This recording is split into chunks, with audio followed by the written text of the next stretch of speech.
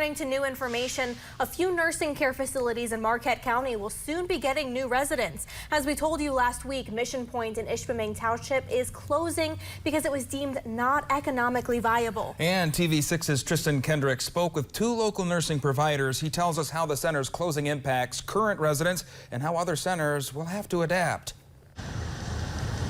Mission Point Nursing and Rehabilitation Center staff say after July 11th, the location in Ishpeming Township will close.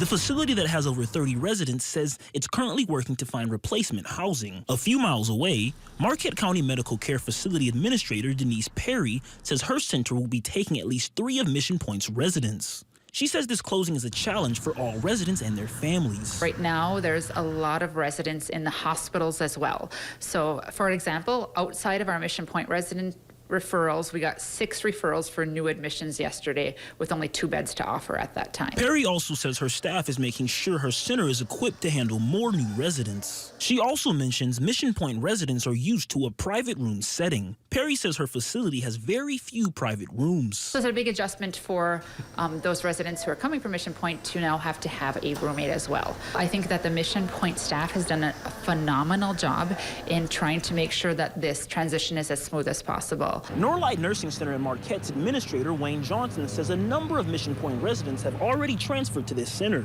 Immediately after the closure, we began in communication with Mission Point. They sent several resident referrals down here. We are planning to admit somewhere between 5 to 7 of them. Some of them are already here. Johnson also says his center has been in contact with Mission Point and is hoping to hire some of its staff. Tristan Kendrick, TV6 News.